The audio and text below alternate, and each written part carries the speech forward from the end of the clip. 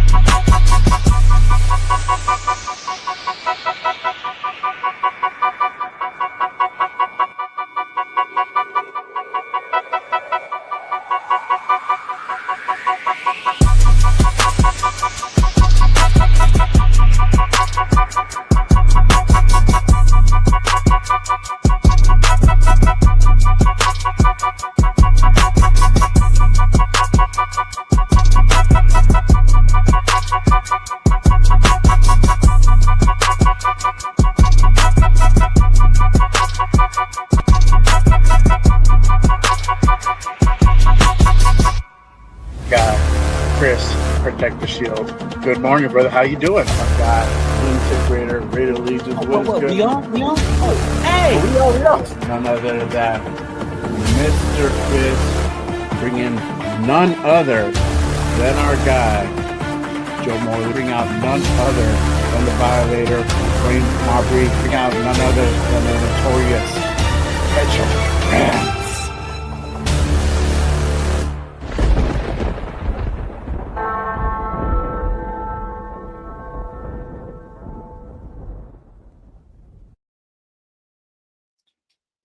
What is good, Raider Nation? Good morning and welcome to another episode of Good Morning Raiders. I'm your host, I am Jay Raider. Make sure if you guys haven't done so already, go ahead and click that subscribe button and click those thumbs on your boy. Appreciate you guys pulling up, man. Very exciting day today. We have a lot to go ahead and talk about in the head coach realm. Y'all already know. But before we go ahead and get into it, I got to go ahead and acknowledge my chat. Again, appreciate you guys. Thank you for pulling up on this, hopefully, beautiful Saturday morning, wherever you guys be at. Real quick, let me go ahead and salute the chat. Shout out to GM Walt in the building. Gary Kubiak gave praise to Spytech 2014-2015. Spytech was the national scout for Denver when Gary Kubiak won the Super Bowl. All that matters, praising our GM. Hey, man, salute. Thank you for pulling up, my guy. Shout out to Raider Paul in the building. You already know what the early bird rate. Hold on. Yes, sir. Yes, sir. Salute, brother. Appreciate you tapping in. Let's see here. Salute to Jack in the building. What is good, my guy? Appreciate you pulling up. Bloody Raider. Salute, my guy. Thank you. Appreciate you, man. Hey, that means a lot, man. Thank you. Thank you for tapping in on this Saturday morning. Yeah, in the building. What is the deal, my guy? Salute. Appreciate you tapping in. Rorschach. Raider 24. One of the mods here at Just Raiders in the building. Salute, my guy. Appreciate you pulling up. Jason Downs in the building. Salute, Megan. We're going to go ahead and talk about the cap and all that definitely this morning. Salute to you, brother. Thank you for pulling up. Let's see here. Armando in the building. What is good, my guy? Yes, sir. Hopefully the Raiders don't mess this up this morning. We're going to go ahead and get into that for sure. Salute to my guy, Chris for Raiders. One of my members here at Just Raiders. Hey, appreciate you, my guy. Salute to you. I hope all is well. Thank you for pulling up, my guy. Tyler A in the building. What is good, my guy? Salute. Thank you for pulling up. Frank Weber in the building. Salute. Thank you for pulling up. Appreciate you guys tapping in and rocking with me on the Saturday morning. All right. we got a great show lined up. Um, as you know, I was supposed to go ahead and have the sportsman on here. Unfortunately, he cannot make it. But either way, we got an action-packed show for you guys today. So let's go ahead and get into it, y'all. Raiders head coach search is starting to wind down. With that being said, there is a couple of news that kind of happened um, this earlier this week. It's crazy. So um, the good thing about doing these shows on a Saturday, we get to see everything that happened throughout the week. So let's go ahead and dive into that real quick. First and foremost, we had somebody that went ahead and pulled out from the running. Davis Webb pulled out of the running with the Raiders earlier this week. Um, Adam Schefter went ahead and broke the news, I believe, on Tuesday. That's when it came out. He put out Broncos passing game coordinator Davis Webb is withdrawing from consideration. Is drawing from consideration from the Raiders head coaching job per source. Webb interview for the head coaching job with the Raiders, Bills, and Ravens. So, as y'all know, oh, if you didn't know, you guys kind of been tuned out for the whole week. It happens. It's off season. But you guys have been tuned out. Broncos actually fired their offensive coordinator, Joe Lombardi, earlier this week, I think on Monday. And then a lot of Raider Nation was like, what the fuck is going on around here? And we saw this could be a potential move where the Broncos might want to go ahead and entice David Webb to stay in Denver and possibly eventually, after they do their thing and conduct their interviews, promote David Webb to offensive coordinator. One day, about a day goes by, nothing happens, everything's quiet, but then we get this, and we see that David Webb is no longer in the running for a head coaching job at the moment. And if you guys pulled up to my Monday show, Raiders Unfiltered, I addressed my concerns as far as with David Webb coming in as a head coach, the experience factor was a big red flag for me.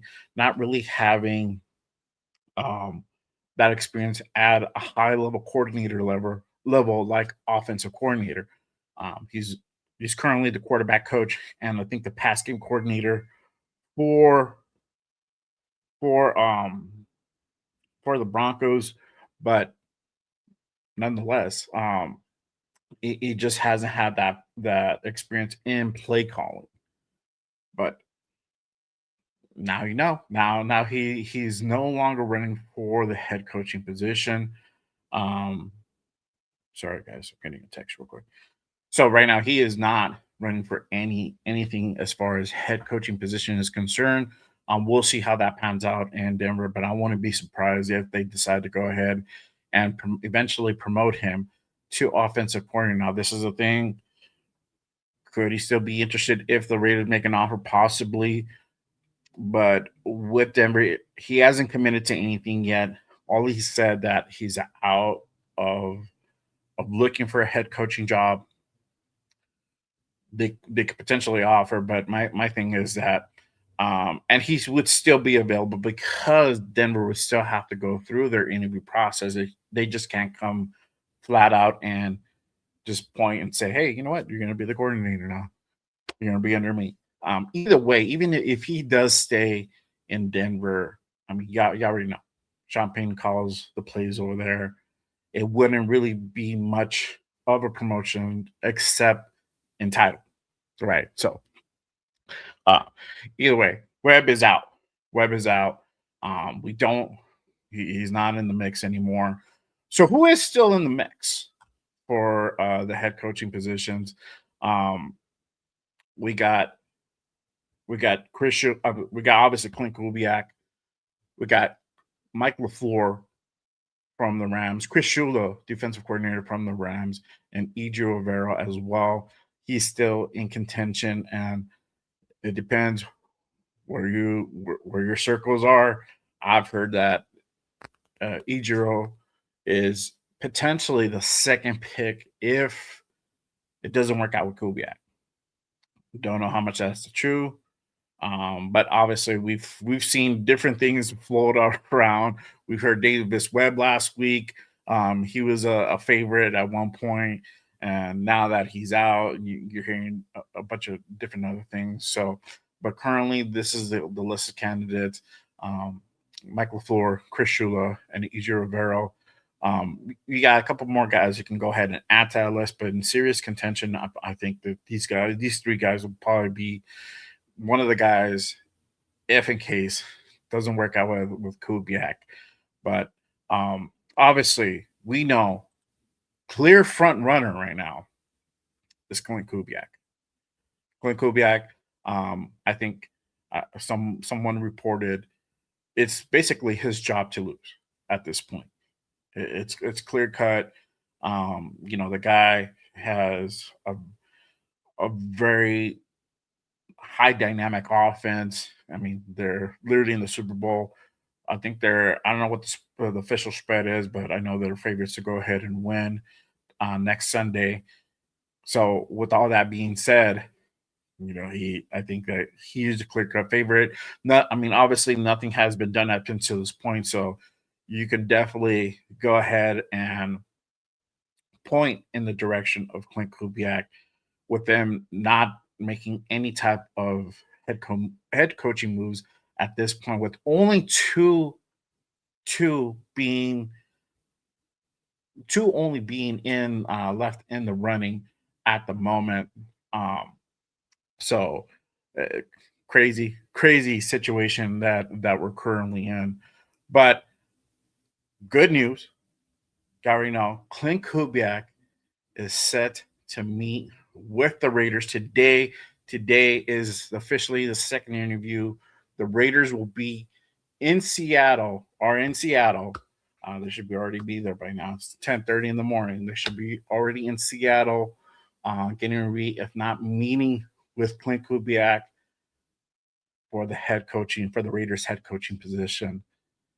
You guys, let me know what you guys think. Are you guys excited about this? Do you guys think we're gonna, maybe something leaks and hear something today? How do you guys feel about Clint Kubiak? You guys let me know in the chat. Put that in the comment section if you guys watching the replay of this. But let me know what you guys think about Clint Kubiak and the chances of him actually becoming our head coach. Again, appreciate you guys pulling up and rocking with me on this Saturday morning. Make sure you guys go ahead and check in, hit that subscribe button, click those thumbs for your boy. Appreciate you guys. Let's see here. Salute to my guy, Raider Mike in the building, i.e. Raider Mike. Salute, my guy. Appreciate you. Dixon in the building. What is the deal, my guy? Salute. Let's see here. GFAM in the building. One of my mods and members here at Just Raiders. Appreciate you, my guy, tapping in and rocking with me on this Saturday morning. Again, we're doing the whole solo YOLO today. Unfortunately, the sportsman could not pull up today, but we still have an action-packed show. You guys let me know what you guys think about the chances of us landing Clint Kubiak. Let's see here. All right. Let's see. All right. Shout out to my guy Rorschach in the building. Look, everyone is stressing out about if it's going to be Kubiak or not. Remember, this is out of our control because we have no say in what happens. Unfortunately, we have to trust the front office. That is facts plus tax, my guy, for sure, 100%.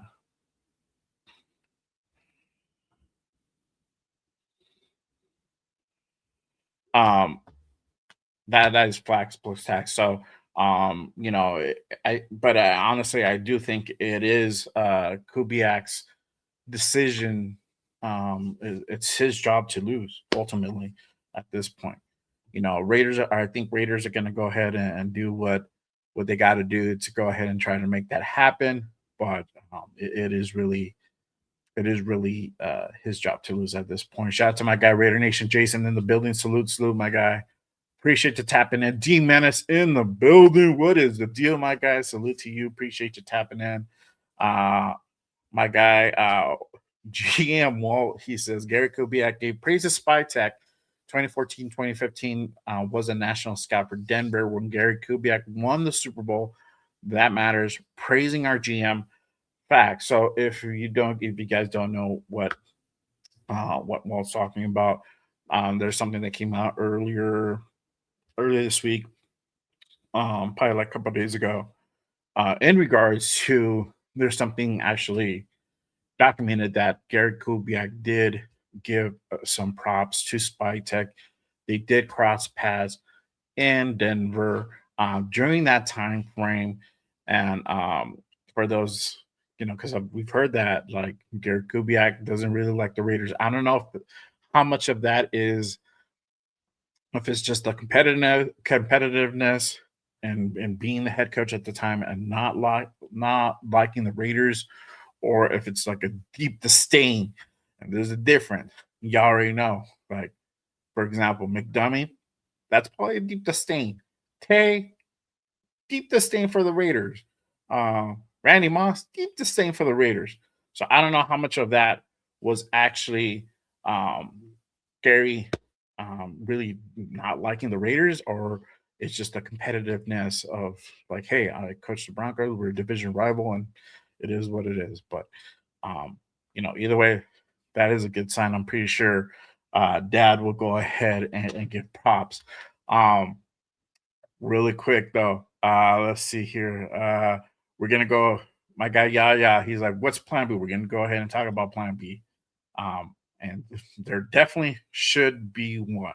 That's for damn sure. If you haven't fucking learned your lesson by now from last year with the whole Ben Johnson situation, I don't know what to tell you.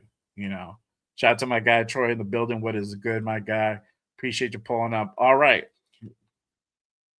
I got my guy. I got a guest on. I got my pull up my guy Jeff Raider Jeff. You already know he's gonna go ahead and tap in. And we're going to go ahead and talk about this whole Gary Kubiak situation. Let me see. You ready, my guy? All right, cool. I'm going to go ahead and my guy, Raider Jeff in the building. What's up? How are we doing today? Good. How are you? Good. I got about an hour. All right. Hey. I just told I got an hour.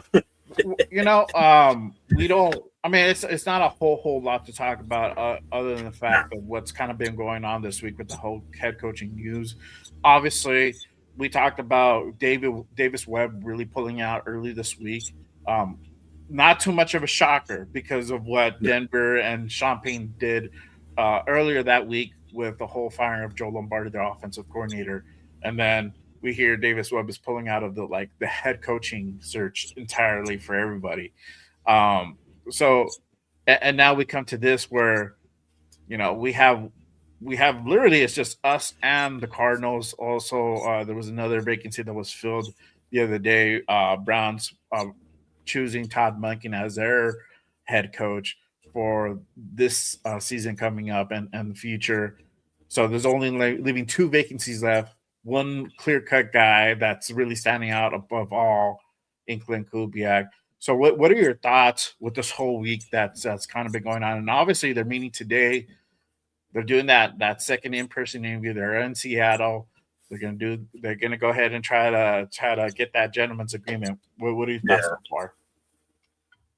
I'm not surprised with Webb. I think what you have there is the fact that he pretty much knew his shot at the head coach, unless Kubiak backed out himself, he probably wasn't going to get it. He had to have known that Kubiak was our odds-on favorite. I mean, it's been very well known that he's our odds-on favorite for the position if he wants it. So I don't know if it was a mutual agreement, and it just shows that he backed out of it. So it still gives him the ability to go and look somewhere else. It's not like the Raiders saying, no, we're definitely not hiring him. They could have even tossed the idea to him, say, listen, if Kubiak's the guy we're going to hire keep your phone on. We may contact you for an OC position, But like you said, because Broncos fired their OC Lombardi, there's that chance that he's probably going to get promoted in that aspect. So I mean, there is still that, and I guess he doesn't want he's not interested in the Arizona job, which I'm not surprised because that's right. I think that's such a horrible spot to go. I'm surprised Cleveland was able to hire a coach before Arizona. Right. Yeah. Yeah, and that whole thing was, I think that threw people out like for a curveball as well, thinking that Jim Schwartz was probably going to get the nod for that job, and they went ahead and turned around turn around and decided to go ahead and go with Todd Monken out of all people. I'm like, okay, so you have a situation there now in Cleveland where Jim Schwartz is like, fuck this, I'm not going to be around if you guys are not going to go ahead and promote me. I guess he's made it very vocal over there. Don't know the whole full situation, but from what I've heard, he's made it pretty vocal. He wanted to go ahead and take over, or at least to be in real consideration for that. So now they didn't even give him an interview, correct? I don't even think he got an interview with them. I don't know, to be honest with you. Which is kind of piss poor on Cleveland's part. I mean, you're talking about a guy that's on your staff already. That's a former head coach, and you don't even consider him like in the running. I mean, granted, I know he didn't have a great time. It was Detroit, right? But again, you got to look at Detroit's history with head coaches. It ain't the best. It's not so much the head coaches; it's the talent they allow the coach and the GM to bring in. Dan Campbell's the first coach that I've seen in Detroit that's been able to pull in talent. Yeah. So sure. But whatever, it is what it is. But hey, that's fine if he wants to leave. I mean, I'm sure we'll gladly consider him for a defensive coordinator. I'd take him in a heartbeat. Yeah, and the thing is, I think he's still under. So I think I said on Wednesday that he was still under contract with Cleveland.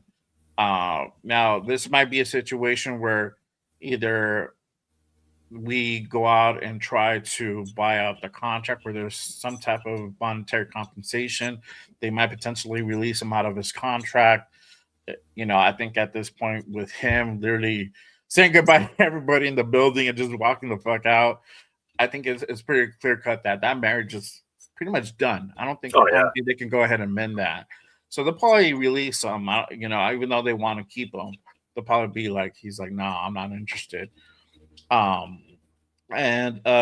either trade for his coaching right, which I don't see us doing, but more likelihood of us doing some type of monetary compensation to go ahead and work out something with Cleveland in order for us to be able to go ahead and get his coaching rights and sign him over. If that's the route that whoever the head coach is, if that's Klint's route, that's probably, if he I didn't even want to consider a trade for a head coach, let alone a defensive, coordinator's position. Hell no.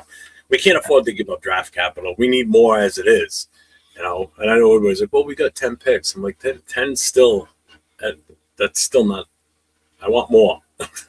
We're going to get into the whole draft. The more bodies, the more competition, the more it lights a fire into someone else's ass on the roster and makes them perform better than, what they have been possibly. We don't even know what the evaluation talent of the coach's step that's going to come in too, because I guarantee the guys that are there now aren't going to be there anymore. Oh yeah, so for sure. The talent evaluations are going to be better, hopefully. Shout out to my guy Ja. I want to go ahead and pull this comment up. He says Kubiak had dinner with Mark Davis on Friday, and it was a good scene. He says it's all over Twitter. I haven't seen anything. I was on Twitter yesterday, probably up to like 1 a.m. my time, and then was it PF Chang's? Probably, bro. Probably. I don't care. Take that man where the fuck he wants to go. Take him to McDonald's. Take him to the Bunny Rat. Whatever. Just feed him. Feed him and show him a good time. Whatever that means, bro. Take him to a strip club, whatever. Whatever, exactly. It's like, don't be cheap, Mark. Don't be cheap going trying to go to PF Chang's, bro. No, you like that Mushu dog. No. Come on. Josh says they're saying if Kubiak gets a job, he's bringing in Raheem Morris and online coach John Benton. I hope that's the case. If that's going to be the thing that actually happens, I do like Raheem Morris. I don't know about Jim Schwartz, but you know, I mean, he had a pretty good defense over there at Cleveland. We know that. A lot of it's Miles Garrett, but you got some other talent out there. So I wouldn't be mad if it's Jim Schwartz or somebody else. But yeah, we'll definitely see what happens with that. Um, and I wanted to go ahead and put this up, and me and you talked about it in our group chat the other day. But let me go ahead and pull this up. Here we go. All right. So maybe there's some news that came out also as well that might influence Clint Kubiak's decision in coming and possibly leaving Seattle. There was an announcement made earlier this week that the Seahawks are actually going to be selling the team after the Super Bowl. And does that really impact could that impact Clint Kubiak's decision to leave Seattle and come over to the Raiders? So this was put out by Seth Wickersham. Shout out to him. News from Brady Henderson and me: the Seattle Seahawks will go up for sale after the Super Bowl. They could set a record for an NFL team pricing around 7 to 8 billion per a rival team executive. And that is definitely not out of the realm of possibility for a team to be sold that far high. We're currently evaluated around that range ourselves. Yeah, I think we're around 6, I think. That's what Yeah, I I think saw. like 6 to 7 around there. Yeah. So that is definitely not out of the realm of possibility, especially if they win that Super Bowl. That price might go even a little bit higher than that.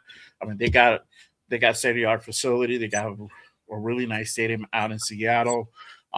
They've been a contender, so that that could be definitely a very lucrative team. But in that being said, you never know when new ownership comes into the building what type of changes are they going to make. You don't know if Mike McDonald is going to stay in Seattle for a very long time. They can give him maybe another year, and usually with teams that win the Super Bowl the next year is not that great. Either they have trouble making the playoffs or they get so far into the playoffs they don't make the Super Bowl. With that being said, having the benchmark that high, you don't know if they could ever part ways with Mike McDonald over there, right? So what is it? What does that mean for Clint? Does he get clipped eventually in 2 years down the line, and then he could go back saying like, "Hey, you know what? I had the Raiders head coaching gig. At least I know I could have had stability there for the next 3 years, right? Now I'm out of job. Now I have to go ahead and look for another offensive coordinator job, which shouldn't be hard for him, but." Yeah. Knowing his aspirations, he wants to be a head coach. But let me ask you, what do you think the impact does for Clint, knowing this information is out there, knowing that the team is going to be sold after the season's over for him, which is Well, if Sunday. I'm not mistaken, if you look back at past history when teams are sold and bought by a new owner, usually the coaching staff it's no different than a new mayor taking over a city. Next thing you know, the police chief gets replaced, the fire chief gets replaced because he's bringing in guys that he likes. So it could almost be the same situation here where, yeah, the new owner may terminate the contract of McDonald. Anybody involved with the coaching staff, he may want to go a different route, especially if they end up losing the Super Bowl. Then it's going to be like he's going to look at it as like, hey, I want to do it my way. I'm the owner now. This is my chance to put because at this point, when he takes the team over, if he doesn't change anything in the coaching staff, it's still the old owner's team, basically. You know what I mean? It's like how Gruden took over Tampa Bay. It was still Tony Dungy's team. Really wasn't Gruden's touch on any of that for the most part. But with an owner, yeah, I mean, it could be writing on the wall where he hears that, all right, the team's going to be sold after the Super Bowl. Well, I might as well get out of here now. So the Raiders want me. Why would I not go? I don't think that's going to sway his decision one way or the other. It's not going to force him to say, hey, I'm going to stay and see what happens here. I got a chance to go make a name for myself. You know, if he comes to the Raiders and turns this around, he's going to be one of the greatest coaches that we could have ever had. You know what I mean? He's going to be right up there with Madden and Flores if he turns his shit around and turns us into something spectacular going forward.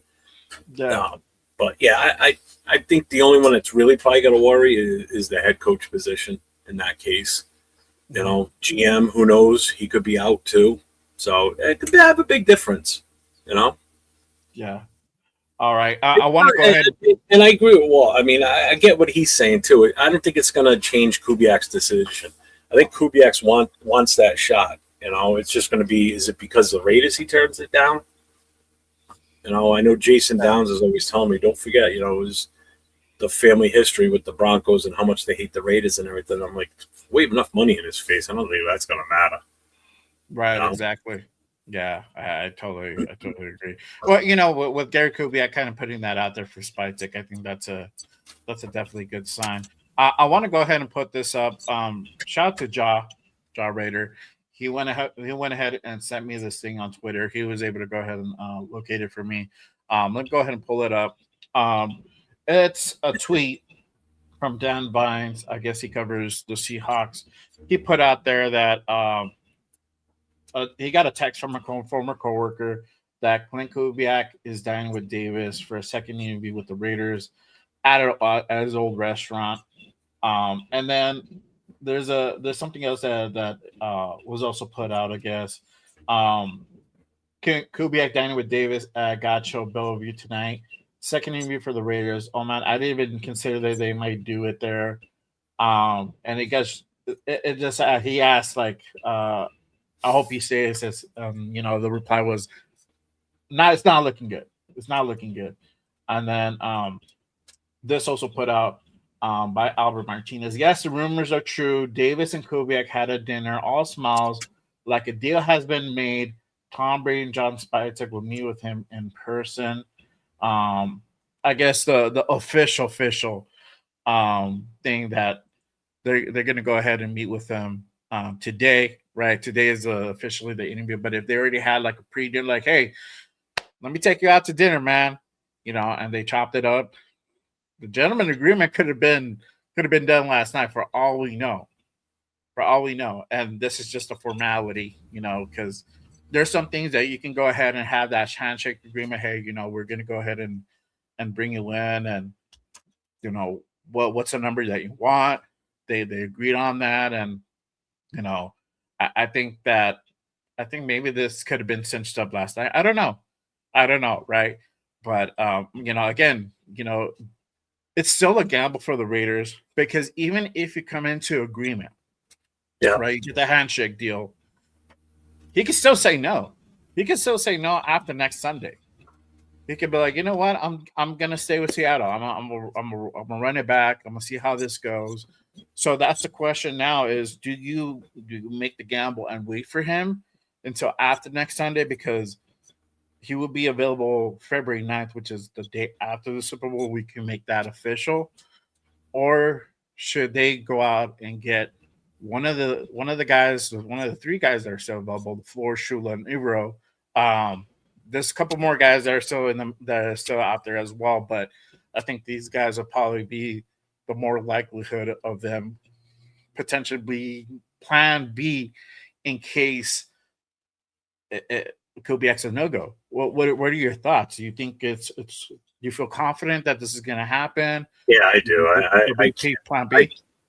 I can't see us fumbling this way. The only thing that scares me is Mark Davis actually had a one-on-one with them, and this is like the one thing I said that I didn't want Mark Davis anywhere near the coaching hire. You know, because I didn't want him to muddy up the waters, basically. Right. Just let Brady and Spytek handle it. If that's what the decision was that they're going to handle hiring a coach, just leave it to them too. You know, we'll get you involved, Mark, when it comes time for the contract negotiation and you're going to sign the check and everything. But that's fine. You know, but prior to that, let us do all the talking with him, just so, you know, just don't want him out of like talking to somebody beforehand. That's all. He just makes me nervous. That's all. I agree 100%. I think I don't think he was. I don't think they were there by themselves. I think Spy Tech was probably there in that I hope so. meeting. You Someone know, needs to keep Mark under, the that buffer. control. You know, just that buffer to Yeah. go ahead and like, and if he needs to step in and save the sale, he's the guy. You haven't experienced it yet with your kids. They're not old enough, but it's like going out somewhere with your kids. And when they start to say something silly and stupid, you got to kind of give them that nudge or just give them that look like knock it off. And that's what they needed to be. They needed that buffer. We needed a buffer in case because you never know. They're probably like, we can't trust Mark to be alone with this guy. The guy fucks up a bag of chips. I mean, it's hard to do. There's people out there that do all that. I don't think that's the case, but No, I hope you never not. know. I think he has to be there. I mean, he's the guy who's opening up. He's the guy who has to sign the check at the end of the day, right? Yeah. So he has to be like, what do I put in here? What's the number? You give me the number. I have it signed already. Put it. You tell me the number. I'll put it in. That's it. And I think that's kind of the scenario that kind of went down. They have to get to know each other. They have to talk. They can't completely avoid each other. He's going to be in the building if he comes over, obviously. So, and he's the one that's going to go ahead and flip the bill. But again, you guys, let me know what you guys think about the whole Klint Kubiak. Do you guys, after seeing that, do you guys think it's almost a done deal? Do you guys feel pretty confident? Do you guys are still on the fence about it, or you guys are completely not even about Klint Kubiak? Let me know you guys' thoughts down below. Again, appreciate you guys rocking with me on this Saturday morning. Make sure you guys go ahead and click that subscribe button. Hit those thumbs on this channel. Shout out to almost 100 people in the building. Make sure you guys go ahead and also head on over, hit that subscribe on my guy, 401 Raider Jeff, on his channel. If you guys are not subscribed, go ahead, head on over, hit that subscribe button. Oh my God. Appreciate you guys rocking with us this Saturday morning for sure. But yeah, man, I mean, it's crazy. But I think there should definitely still be a plan B because you just don't know. We You can't have say to. 100% sure until the ink is, so pen is to paper. Until then, anything could happen. So you have to have a plan B. And I think having a guy like Michael LaFleur still available, a guy who's part of the Shanahan tree. Yes, I know we don't know who actually calls plays in LA. Most likely it'll probably be McVay most of the time, but either way, you've had Michael LaFleur under him for the last 2 or 3 years now. They've had success in LA. We see that product there. It is what it is, clear cut. You also have Chris Shula, defensive minded coach, but still under that McVay tree. You have that name there as well, right? Guys who don't still young, very young, innovative, that can come in and also make an impact here. You got E.J. Rivero, probably a clear number 3, number 4 choice down the line. Some people think he might be plan B in case Kubiak doesn't work out. But either way, we have to have a coach. We can't run the season without a coach. We have to have a coach. So hopefully they have a plan B in the place. But I think it's Michael LaFleur, in my opinion, if in case it doesn't work out with. Yeah, I'm sure it will. I mean, because the last thing we want is having to settle on a coach. Like, oh, well, we couldn't get him, so we had no choice but to go this route. I don't think that's going to happen. I mean, he wouldn't be taking all these meetings. At that point, he's just wasting his own personal time, and he's got to prep for the Super Bowl. So why would he have that as a distraction if he has no ambition to possibly, to take the job in the first place? I don't think there's anything to worry about with Kubiak. But yeah, you still need to have a backup, plain and simple, just in case. I mean, coaches have done it in the past where they agree to take a job and then pull out of it. I mean, Belichick did it twice. Yeah. Josh McDaniels has done it. I'm sorry, not Belichick. Belichick did it once. But Coach Kingsbury did it to us, just like someone mentioned in the chat. We have PTSD over that shit. I'm not worried about it. He'll be here. Yeah. I think we'll be fine. And then the most recently, obviously, Ben Johnson with his thing with us in Chicago. But obviously, there's another one too. We thought we had him in the bag too. But Yeah, that was, and that's what I'm saying. Like, hopefully, there's a plan B. I think Pete was plan C last year, like, or plan D. I don't Well, think that's what I there was mean by definitely no settling. first choice. We ended up having to settle on him because he was basically, out of what was left, he was the best option in their eyes. It's not necessarily Right. anyone else's, but I mean, hey, what are Yeah. you going to do? I think the coaching rotation out there, the coaching cycle, excuse me, is better this year than it was last year. But there was obviously a lot of positions that became available surprisingly this year. So, but I think the coaching cycle is better this year for sure. Okay. Walt says it's a done deal. Book it. That GM Walt knows. Salute, brother. Shout out to him. It looks that way. But again, I just don't want to I'm jinx it. confident. Yeah. I'm confident. Jason Down says if Kubiak can just bring in Justin Otten, it would be a huge deal. And this is the thing. We're going to go ahead and talk about this, and I'm glad he's bringing up staff, right? And we're hesitant on. I've been hesitant. I think you've been hesitant on speaking on staff, but this also could play an impact into the decision for Kubiak as well. There was also another announcement that happened just a couple of days ago, or like a day ago, yesterday. Um, our guy PG Patrick Graham is officially leaving the Raiders. We kind of saw this coming a little bit, but officially it's done deal. He is actually heading over to Pittsburgh, and he is becoming the defensive coordinator there, along with Mike McCarthy. Um, just literally got anointed the head coaching position. I think it was early last week. But Mhm. yes, Pittsburgh Steelers putting this officially out. They've named Patrick Graham as their defensive coordinator. So now we literally don't have an actual coaching staff at the moment as far as coordinator, head coach position. The top three that is fully vacant. So though I know we have Greg Olson interim, but technically he's not the coordinator, right?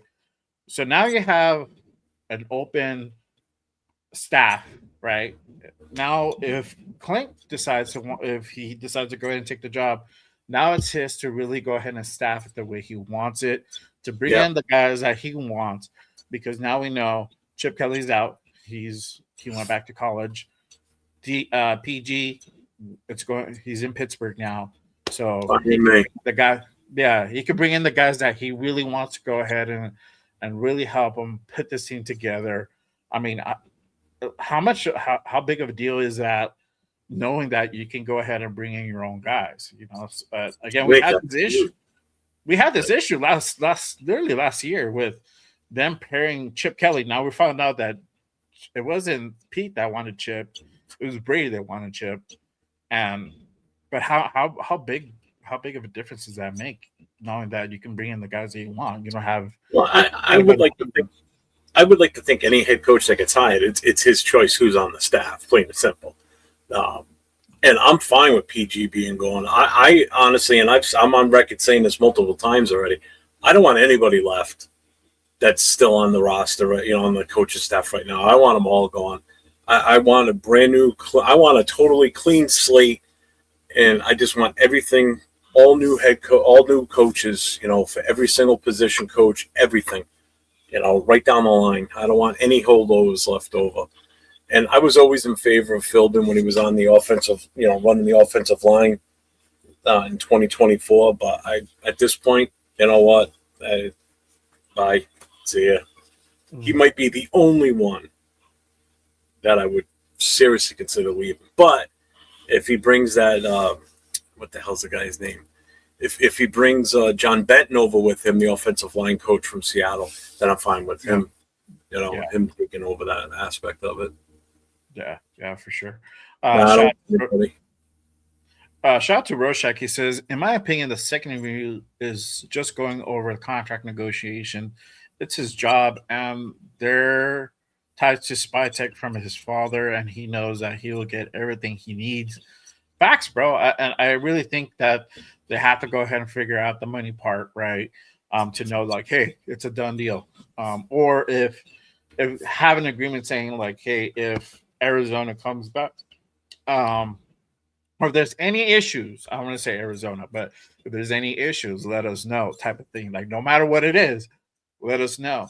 Basically saying like if Arizona comes back and gives you a big offer, let us know because they're not going to come out outright and say it, but they he knows that we'll beat almost any offer that comes in to the table, right? So I think when I say like should go all in on Clint, I think you have to go in all in on Clint.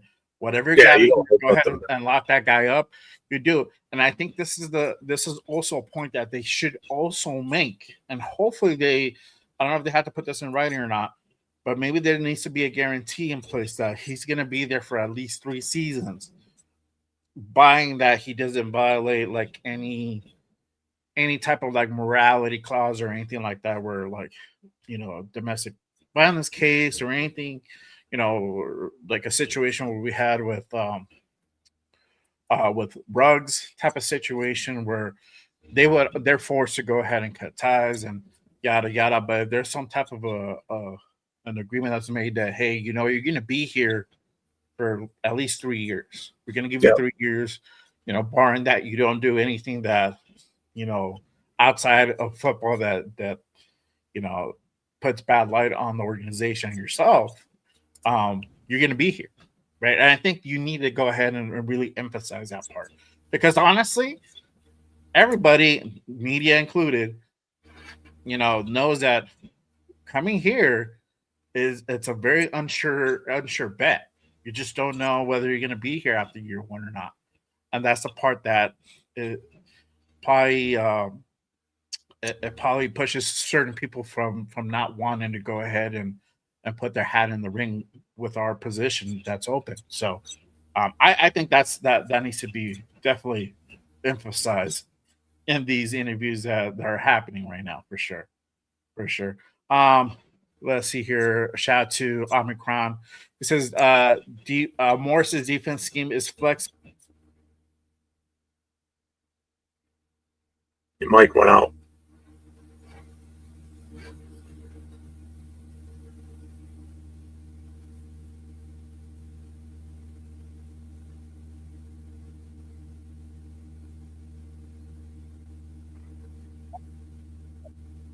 No, still no. Check, They say it again. check. Yeah, that's there you go. All right, there you go. You sound muffled and distant though. Distant though. All right, hold on. Okay, there we go. There you go. There you go. You know why? You know why? Because my son last night was over here pulling on my cords and Oh he shit! pulled on the mic cord. The mic cord hangs down. So, he likes to Like, like oh, look at this. yes. I'm like, what? I'm like, oh yeah, he was messing around with that last night. All right, that's what it is. As soon as I popped it in, now it's like it's the whole thing is lighting up. All right, shout out to Omicron. He was talking about Morris's defensive scheme. It's compared to Vic Fangio, Brandon Staley's scheme with his own background, using a 3-4 type base for sure. And and if there's a pairing, if they want to go ahead and if he wants to bring in a guy, Raheem Morris, I feel that would be a better fit for us with Kubiak. And I think that's really what you want to go ahead and really focus on. And I know Ja put this question now for the chat and for us as well. If Clint comes in, who would we want as an offensive coordinator? Exactly, and you said it yourself, Ja. He calls his own play. So whoever's gonna be the guy, I think is a guy that you bring in to go ahead and develop because you know that he's just there basically entitled. He's there to learn. He's there to go ahead and help you out to call certain plays, but it's going to be a lot Clint. That's really going to be the bread and butter of this offense if Clint comes in. So whoever comes in, I talked about the Raiders tight end coach months ago, right? Yeah. I think like back in December, was supposed to be an um, up and coming coach that we should definitely go ahead and keep an eye on. Maybe this is a situation where maybe you give a guy like that, but you just don't know. Whoever I feel like whoever Clint wants to bring in, he can bring in anybody he wants. I don't give a damn.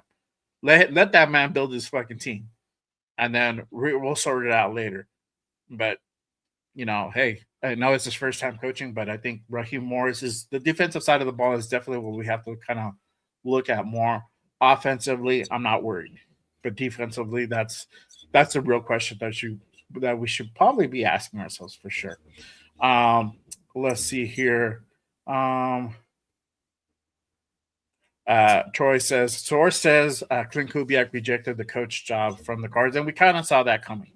Is not that that position is not very enticing. It's not very attractive. They don't have a lot of cap. Uh, they don't know what their quarterback situation is going to be with Kyle Murray over there, and they've been just struggling. So, yeah, They got what, the 5th or 6th pick, I think, in the first round. I think they're 3 or 4. Is it 3? I I know think it's early in the draft. I know that. I think they're 3. I think they're 3 because when I do my mocks, they're the ones that first one that comes up. So, and I think they're like number 3. I want to say they're up there. They're top 5, I think, for sure, for sure. Yep, number 3. They're definitely number 3. Yeah, yeah. Let's see here. Shout out to my guy, Raiders Food Chris. Appreciate you pulling up, my guy. Salute, salute. All right. Let's see here. All right. I appreciate my guy, Roshak. Make sure you guys hit the mics. Appreciate you guys. Salute to everybody. Salute to everybody on X as well. Make sure you guys come on over to YouTube. Hit that subscribe. Be part of the chat here. Appreciate you guys tapping in. Let's see. Jason Dunn says a spokesman for Paul G. Allen Estate said in a statement Friday that the team is not for sale. That we already said that will change at some point per Paul's wishes. I have no news. I don't know. If that's true, I don't know if that was put out by the media. You already saw.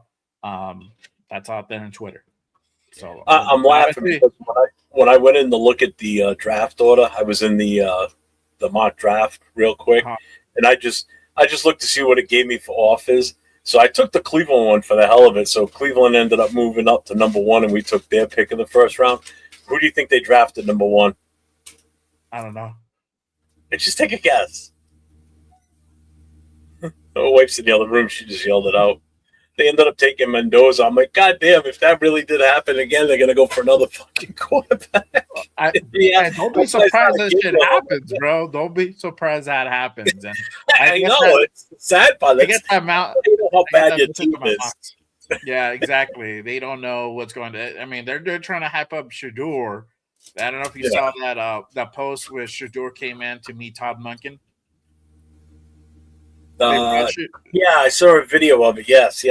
Yeah. So they're trying to rally behind Shador and probably pop him up as the next guy, which you probably, if he's staying in Cleveland, should be. I mean, who the fuck else are you gonna have there as your QB1? So that's the thing. Jason Downs has a question for you. He says, when I said that that was an absolute, or was it a variable that could sway Flintstone's decision? I don't know what that means. Question, Jeff, when I said that was an absolute, or was it a variable that could sway? I think he means Clint's decision. Oh, probably Clint. I still don't understand the question, though. I don't know if I'm... Yeah. Shout out to Hummer in the building. He says, do you guys think Clint brings along Clay at some point? Maybe. I think whenever Clay and Kyle Shanahan relationship ends, I think that's the time where he brings him in. Other than that, we've heard Kyle Shanahan say he ain't going nowhere. He ain't going nowhere. So he can't go to another team to be a coordinator. So I think it's basically whenever that Yeah, marriage they have ends, right of refusal. Basically, they right? can unless Yeah, it's a promotion. They can't stop a promotion. They can stop a exactly. lateral. Yeah. So whenever that marriage ends, then I think that's when it'll happen for sure. But I know we were speaking of the cap, and I put this out there for you guys as well, in our group chat. The NFL is increasing the cap space. Now we knew there was going to be a raise at some point, but they're actually raising this to 300 million for all teams, which is crazy. We already have like 100. We're projected to have just over 100, somewhere around that range. So it's crazy for them to go ahead and raise it. We'll have a lot of money in the bank. Let me go ahead and kind of pull this up real quick.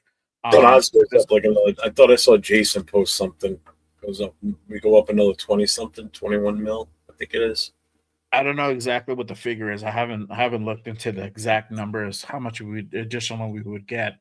But this was put out by Tom Pelissero the other day. The NFL Informed Clubs today is projecting a 2026 salary cap in the range of 300.2 million to 305 million per club per source. That would represent a significant jump from this year's 279 million cap number to nearly 100 million than the 208 cap in 2022. So more money coming our way. Yeah, if it's 20, 30, 40 million, hey, that's still a lot of money. I mean, we could definitely do a lot of things with that.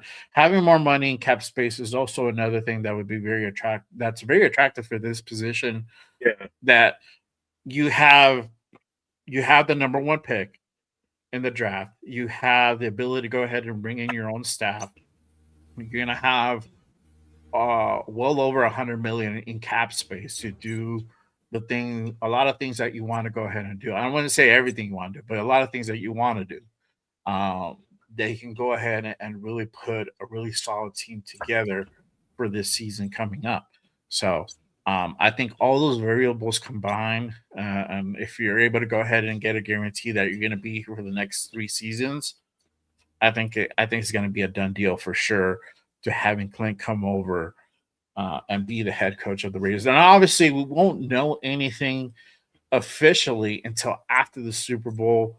Hopefully, maybe we get a leak that that they come to a gentleman's agreement. And obviously both parties can acknowledge it, but if there's a little tidbits that are put out there that are leaked that everything went good, it looks like the likelihood is very, very probable. Yeah. That'll be great news to hear. And obviously, the Super Bowl being just over a week away, we'll know soon enough, and we can be able to go ahead and start building out a coaching staff for this season coming up.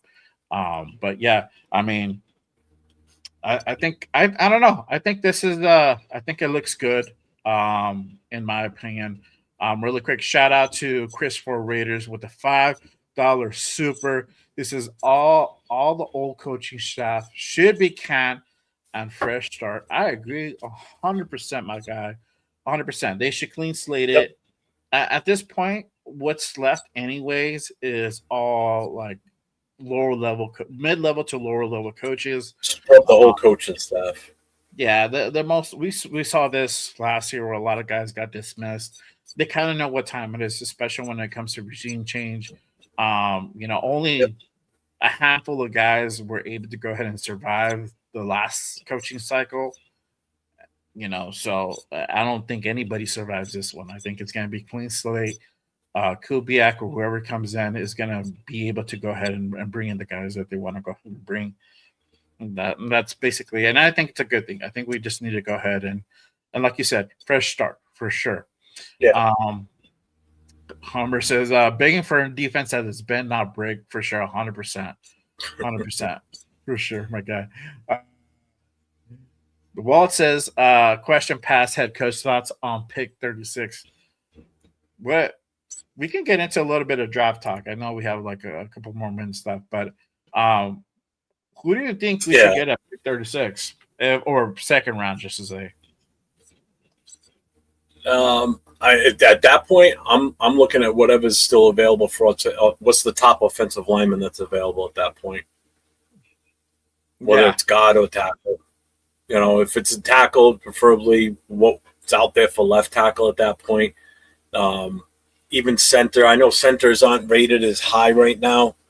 Like there'll still be plenty of centers left later in the draft. The highest rank one I've seen is like in the 50s. I mean, if I'm looking at a center, I still think we could get somebody like Slaughter late in the draft type of thing. But I think offense. You wouldn't go right tackle. You wouldn't go right tackle first. I don't know. I know I can't trust Glaze right now, just based on his performances last season.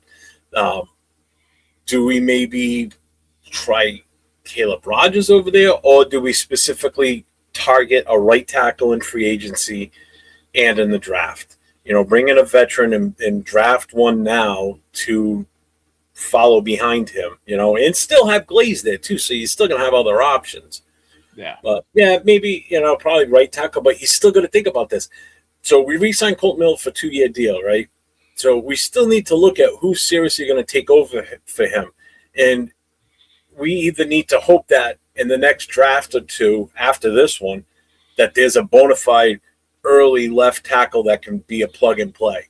If not, we need to make sure that we actually start looking at a left tackle, because that's the most valuable spot on that line. Is we have to make sure that, especially if you're going to go and grab a young quarterback like Mendoza, you need to make sure that left side is locked down for the future. So that left tackle and him are there long-term together. So I'm thinking we need to actually look at a left tackle now with the future replacement for Colt Miller. Because don't forget, Colt Miller's getting older. He's injury prone. You know, is he reliable throughout every season? Sometimes not. You know, when we do lose him, we tend to lose him for quite a few games. So I would definitely look at a left tackle. Yeah, I know he's young, but he's got injury issues is the problem. You know, between the shoulder and the knee and everything, and the ankle. I mean, trust me, I still think he's the best offensive lineman we have, hands down. You know, he's still, you know, a top-tier tackle, left tackle in the entire league when he's healthy, you know? Yeah. But still going to look at, again, we've only got him for a 2-year contract. Yeah, exactly. So you can go different ways. Obviously, you can draft a higher round right tackle and get Charles Grant because he can play left or right. You can always have him there as backup, right? Or you can always put in Charles Grant into that right tackle position, draft a lower level left tackle, say rounds 5 or 6, and just have him there as development. You can always do that as well. I know GFAM says the right tackle, senior Max Alina Anchor. I think I probably butchered that. That's another guy. Yeah, definitely. That could be another guy that you can go ahead and keep your eye on for sure. Brandon Smith, another guy for sure. If you want to go ahead and go through the free agency route as well. So there's different options we could go ahead and do that. Obviously, Linderbaum is another guy that is going to be a free agent. He's going to be out there. I think Ravens are going to try to figure that part out and try to keep him until if they can't come in agreement, then they'll probably let him test free agency. I don't know what their plans are. If they're going to go ahead and draft a guy, maybe that's what they're thinking. Because it's odd that they didn't pick up his 5th. Yeah, I don't know. You know, or and again, like I said, they didn't work out a deal. Yeah, we're possibly in a bidding war with him too. Yeah, so that could be another situation as well. So, yeah, it all depends. But either way, I really see. Obviously, Clint's going to go ahead and address this offensive line. I don't think you go another season without really addressing and really fixing its offensive line, especially the performance they put out this past season. You have to. You have to.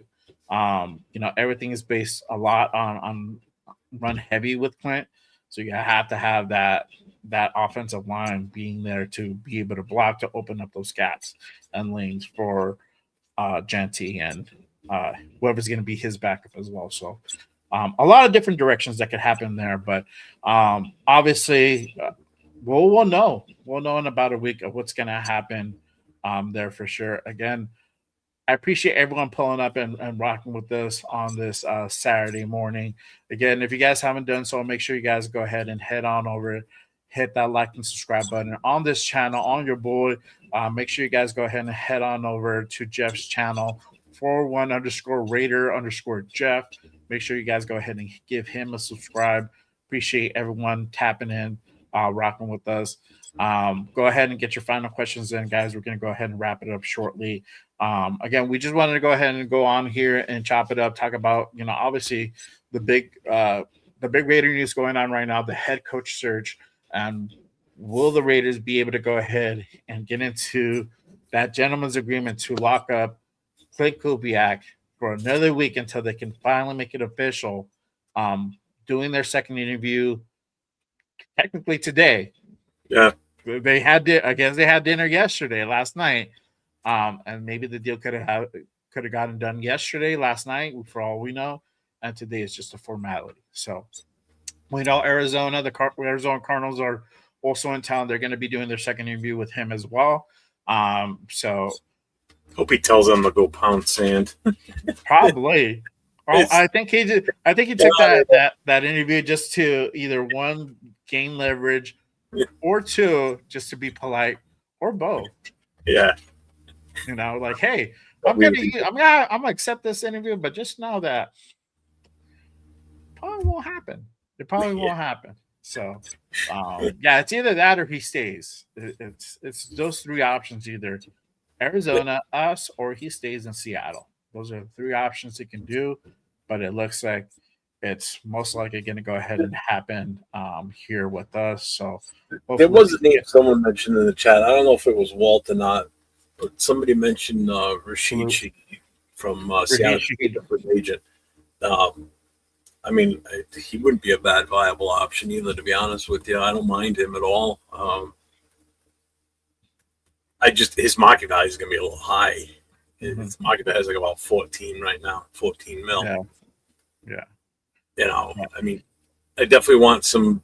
We definitely need to do something at wide receiver, whether it be free agency or the draft, because we can't go into next season with what we have between Tucker, Thornton, and Betch. That's all we have right now. That even got some serious play time last year. Now I know Shedrick Jackson wasn't that bad when he got a chance out there, but he's still kind of green.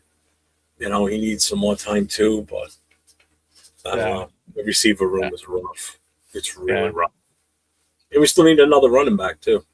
Yeah, but with that, you can either draft one in the late 6, or you can sign one free agent. That's the thing. Yeah, we can draft one late, but we need someone we can count on too, though, because we need somebody that's going to be that offset for Genty.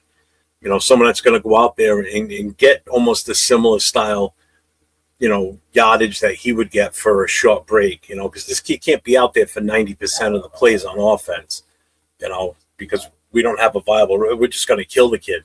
We're going to run him ragged, and he'll be out of the league in no time. And that's what you don't want, because now you're talking about a wasted first round pick. Walker would be nice. Yeah. Yeah. And that's the thing. I think if Kubiak comes here, you might have some guys that are worth coming here from like Seattle. Whereas when Pete came, the guys he brought from Seattle weren't. I mean, they weren't really worth it. Some shined here and there, but like Forsyth. Yeah, that's what makes me nervous. Still, even it depends on the head coach now too. Like, if we don't address certain things in free agency, we're screwed. Yeah, for sure. Free agency is going to be huge for us. Yeah, I'm gonna watch that in a bit, G fam.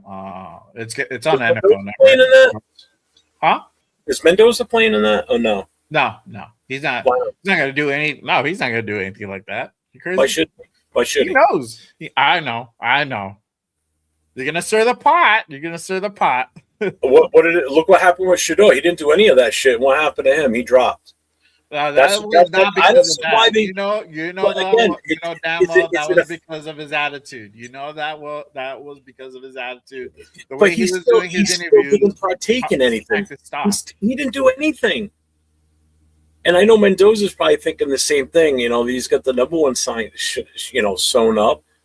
But is he not doing stuff so he doesn't show any potential inadequacies that would draw some? Moore didn't do that either. Yeah, and he's not going to do the combine either. Why should? Normally, guys like that, they're not going to do stuff like that. They know that their stock is firmly secure. Yeah, he'll be there for interviews and shit, but he ain't going to do any. He's not going to do any drills. No, for sure. Salute to Licky in the building. Salute. Appreciate you. That's a chicken shit way out, though, to sit there and say so he doesn't risk getting injured. Again, get something on film other than what you did on your own team. This is your chance to really prove that you are that number one overall. Some guys come out of nowhere with this Senior Bowl, and it's not so much the game, it's the practice during the week where guys rise up the charts, skyrocket. And that's why you have these things for guys who probably projected lower to be able to go ahead and raise their stock. And that's basically that's what it's for. That it could only benefit them. I think in this case, when you already have that kind of cinched in, there's no point for you to be able to. There's no need for that. What if he plays in the Senior Bowl and he gets injured? There was some dude who got injured in the East-West, the Shrine Bowl the other day. I think that should be part of the should be part of the rules for the draft. If you're coming out in the draft, you have to partake in the combine and the game, whatever, but you have to partake in the combine. If you want to be officially eligible to be in the draft, that should have to be part of that. The combine makes more sense. It should. Why should you be able to pick and choose? If you want to be potentially drafted, you should partake in it. Yeah, exactly. Yeah, yep, exactly. The Underwear Olympics for sure. Yeah, but I've said even last year I was saying it's not. I'm not just saying this because it's Mendoza. I've said this for the last couple of years that every player that wants to be in the draft or marks themselves eligible for the draft, they should be part of the combine. There should be no questions asked. They should do every freaking drill. Yeah. I see why they wouldn't do it, and I really, that to me, if you already have the body of work, but yes, you can throw some balls to some receivers that you don't know. And that's I think a lot of it is some players are scared because it's not run by their coaching staff. It's run by NFL scouts and coaches. They're going to pick up on that shit fast. The combine is not designed to be in the favor of players. It's definitely designed to go ahead and be in the favor of scouts. And that's why you have guys who do their pro days. They like to do pro days instead of the combine because you're right. It's not run by their staff. It's not run by their coaching staff. It's run by NFL or whatever outside entities they bring in to go ahead and help out and do that. Obviously when they do pro days, it's run by the staff, and they're going to go ahead and highlight and do drills that are going to go ahead and highlight their guys, right? And that's kind of how I will tell you this right now. I guarantee that if Shador would have participated in all that, meaning the Senior Bowl, the combine, I bet you he would have gone sooner than the 5th round. I would put money on that one. If it would have gone sooner, I disagree with that. He should have been. That's what I'm saying. Everybody should. What makes you any better that you don't have to do that than everybody else? But my thing with Shador, if you want to use the Shador comparison, even if we would have done the combine, I think that just the way that teams were turned off by his personality, it would have had been so much of an improvement. Oh, he was doomed from the start. Yeah, I got it. Yeah, I got it. yeah. So I think But it would have helped him though if they would have seen what he could actually do based on the drills that they were running. It might have raised his stock. It would have erased some doubts, possibly. Some teams probably would have taken a shot on him in the second or third round. Maybe not still in the first, but who knows? That would have changed. Maybe it could have changed our scouts and our coaches. I don't think it would. I don't think they would have changed a lot of people's minds. I think from what I heard, he was just bombing those fucking interviews, and at the end of the day, they got to think. He got to keep in mind. He just have to keep in mind. It's still a job interview. You're still interviewing for a job. Oh yeah, we're gonna give you a lot of fucking leeway, but at the when you walk into the job interview with your Dre beats on or whatever, and you're marching to the your own beat of the drum and not really doing things the right way, you kind of screw yourself. Yeah. If you walk in to an interview, just like, for example, anybody who's gone out there interview for jobs, which is all of us at some point in time in our lives, you're not going to go in your fucking pajamas. And the funny story when I used to manage, because I was a manager for a long time, but when I used to manage, I had somebody who came in kind of like in their PJs, and I was like, what the fuck? I still did the interview. I did not take any part of that fucking interview seriously. And I wouldn't either. And what I expected when I saw that person was really what happened. I'm like, okay, those are the type of responses I'm like, yeah, I'm gonna get a very like, I think you're a little bit inebriated to this interview, so I'm gonna go ahead and say no. I know when I interviewed for for the fire service, you're interviewing with the chief of who's going to hire you and other chiefs from other cities and towns. And, I went in a suit and everything. And then, years on in my career and everything, I would see other people when we were doing hiring processes come in and they'd be like in a polo shirt, just a pair of khakis. I look at them, I'm like, you have no shot at getting this job. If you're not coming in dressed for the position, then don't even bother. You're wasting your time. You're wasting the time of the guys giving the interview. And it's the same thing in the NFL. If the guys are coming in and they're so lackadaisical about it, then why you're wasting people's time. Yeah, exactly. I don't expect these guys to come in a suit and all that. But there should be a certain level of seriousness. There should be a certain level of professionalism that's put into these interviews. And I just hope these guys take it seriously. I mean, they're buying for the future, So it just depends. It just depends. Sometimes these teams are desperate and they don't give a fuck about that. They'll be like, whatever, Well, I think now with the NIL, some of these guys have enough money banked up that they're like, hey, if I get this, I get it. If not, I'll go to another team. They'll draft me later. I'll still make my money.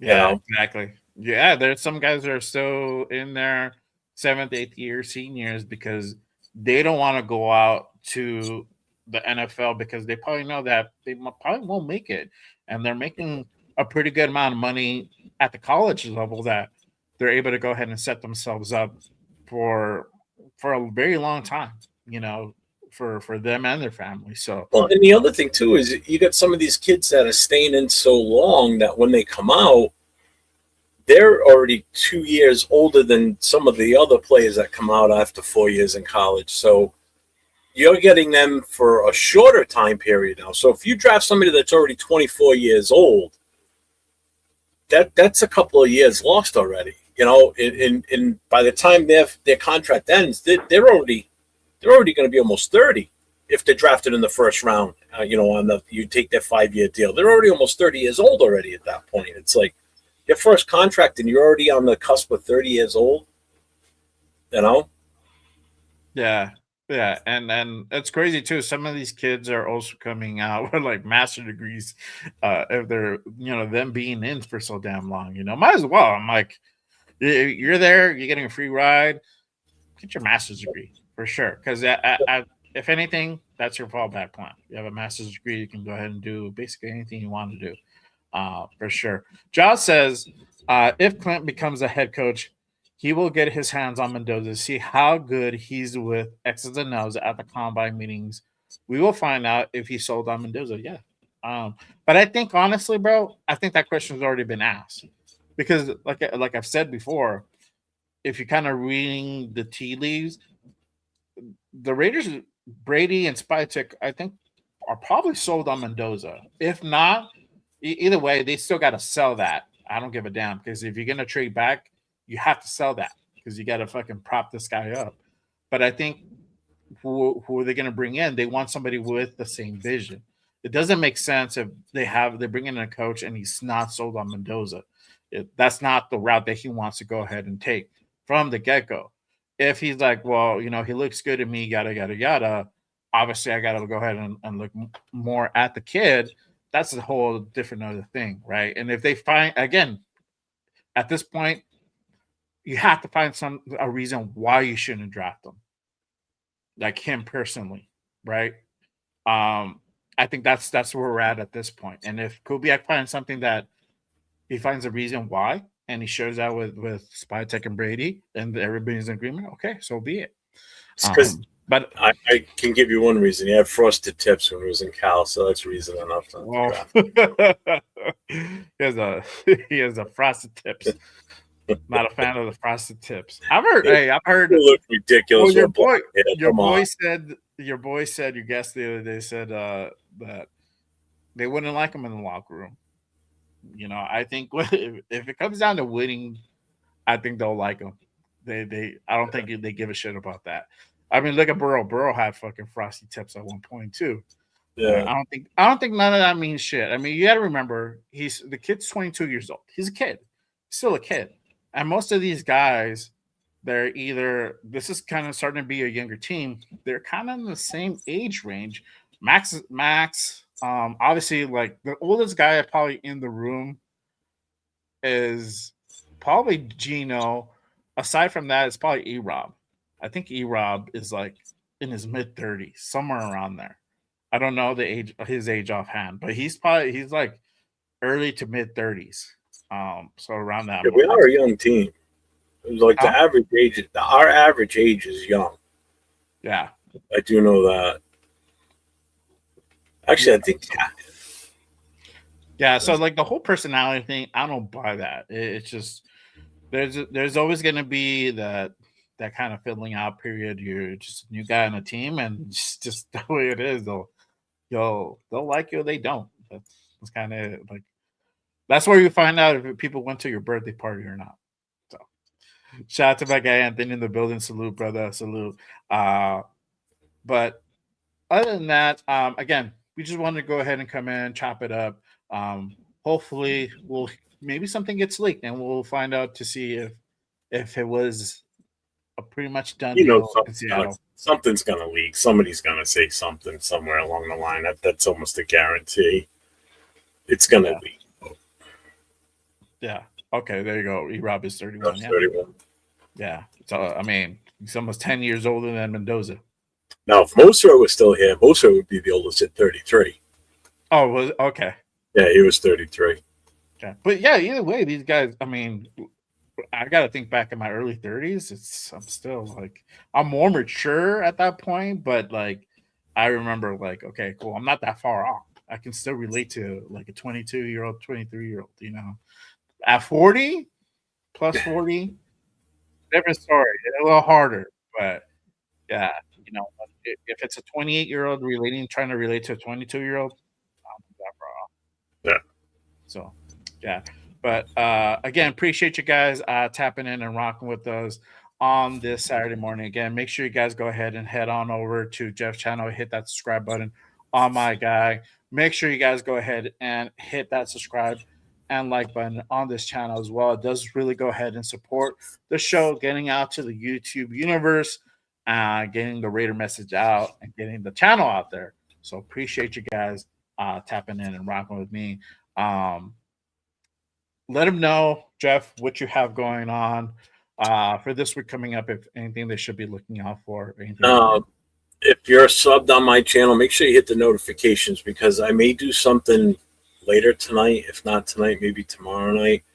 Anybody that's familiar with the old Friday night show we used to do, where we would just let anybody and everybody pull up, I may do that either tonight or tomorrow and let anybody that wants to come on and just kind of let it do a free for all Mendoza type thing, because I know everybody was in the chat big the other night, and it's tough to get your message across really in the chat. So if you got either take, whether you want them or you don't, it'll be an open forum basically. I'll just play referee. I probably won't even talk much, to be honest with you. I'll just Yeah, I think I think that's probably gonna have to be your role if you're gonna go towards that direction and have like a Royal Rumble. Oh, it's funny because the Royal Rumble's today. So you can do a Royal Rumble. Yeah. So if you do a Royal Rumble for the Raider Nation on Mendoza, I think that'd be good. You can label it Royal Rumble Madness or something like that. Yeah. Mendoza so Madness. I may do that. So kind of like pay homage to the old Friday night live shows. But yeah, my next time back on a scheduled show will be Tuesday night with the Most Notorious with Cheeto Linus and Raider Well from Silver and Black Podcast. Talking Raider football, anything Black Hole related. And then I'll be on with Jay, Cheeto, and Nate on Wednesday night for the Raider Connection. And then Nate and I again on Thursday. Raiders coast to coast. Shout out to SoCal South, the Raider Rumble. There you go. You have your title for your show if you want to do that. That'll be a good one. That'll be a good one. You never know. You might get like a guest appearance by me. Hey, come out with a chair. It'll be open. Chair shots. Don't go south.